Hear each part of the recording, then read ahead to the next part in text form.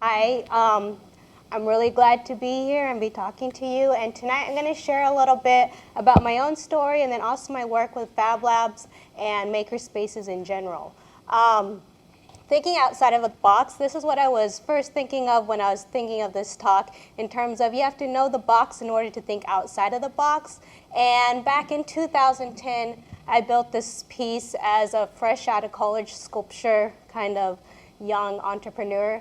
And this piece is about this tall. It's for toddlers because at that time I was doing a lot of research on genocide, specifically in Guatemala, my country of origin. And with that really dense research, I contrasted it with working at a daycare because you need children to make you feel good again. And with that said, I didn't know what that was going to lead me into. I did know that early childhood education is not a very good job in terms of family planning. There's not a lot of income there. And so with that said, I did do it for about 4 years and continued developing my research. And eventually I got a scholarship to University of Illinois, Champaign-Urbana, where I completed my MFA thesis doing kind of two components, a sculpture components and then a video component, where I collaborated with the community there in Champaign, as well as some other international agencies that work a lot in Guatemala, and we're looking specifically at the genocide trial of Efrain Rios Montt at the time. And so this game encapsulates that, and it's about trying to reach youth and tell them the story about this, not just the trial, but about the people of Guatemala and how they come together and how they share stories. And this kind of really inspired me to continue to working with youth and finishing college, or I guess my MFA. I did one more job in Champaign before moving over to Tacoma, and that was working at Champaign-Urbana Fab Lab, which is, little did I know, one Fab Lab of many Fab Labs. On this map, you can see that there's Fab Labs actually all over the world. And Fab Lab is an MIT-started organization, and a lot about a Fab Lab is that they have different high-end CNC equipment. So laser cutters, 3D printers, vinyl cutters. It's a lot about technology. Fab Labs is a component of this idea of MakerSpace, which does not always have the high-end CNC. MakerSpaces have what you would call kind of more of an idea-driven. They can be textile-based, they can be food-based, they can be craft-based. It's just about this idea of having a space in the community where you come, you share, and you provide learning skills for younger people or older people. Moving to Tacoma, I looked on their website, and it looked like they were actually operating mostly for an adult audience. So I kind of just walked in and say, hey, could I be your education coordinator? And they're like, yes. So I had a job. And with that said, I was excited. I had a lot of energy to get out into the community here in Tacoma and learn the different organizations and see how we can start to pull youth into Fab Lab Tacoma.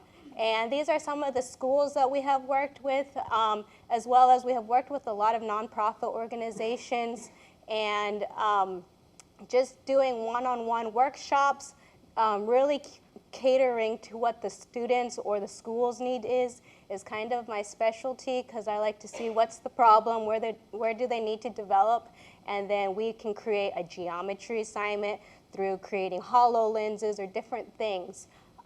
This project right here is a really fun project that we had the opportunity to work on. It's creating these paintings on sheets of acrylic that have been laser cut.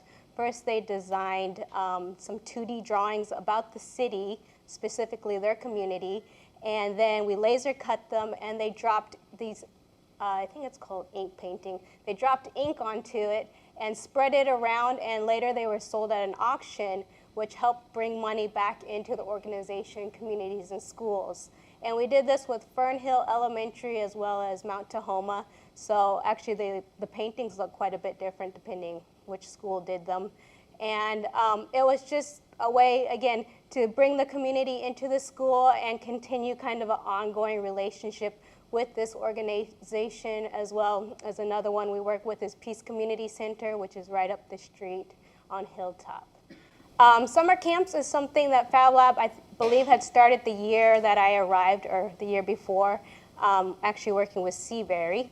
And when I got there, it was a long camp all day, and it was okay. I wanted to amp it up and give opportunity for more kids to come in, provide scholarships, make sure that we were getting a well-rounded group there, and so, as well as well-rounded projects. And I had the experience from working at Champaign-Urbana, where they had probably about 25 camps a summer. We never got there, or we're still not there. But starting with a small kind of focused area camp, short camps, that the cost is not too much, because if you're working less hours, you don't have to pay your employees as much. You figure out the budget.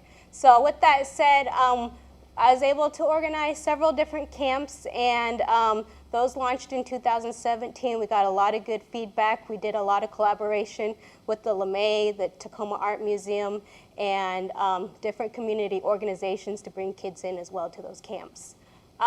With that said, I'm going to jump around a little bit.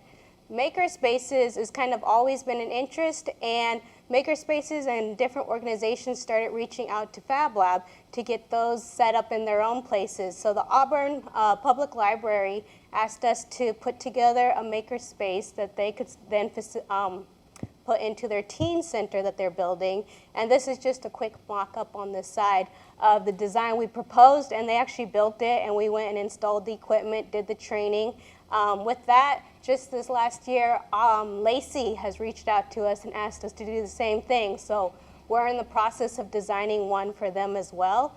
And a lot of that process is coming from the city. Lacey has a great opportunity. They have everyone in their city on board, St. Martin's campus, all businesses, schools. It's like amazing. They have the perfect ideal scenario to build a makerspace. With that said, I did a little bit of a career switch into working at Wainwright Intermediate, partially because I had a child and I needed some stability in my life. So I now teach part-time CTE. And I just started actually last year. And in addition to working there, I also consult with the board at the community, what's called Children of Hope Center. And this is a daycare actually just up the street from Fablab.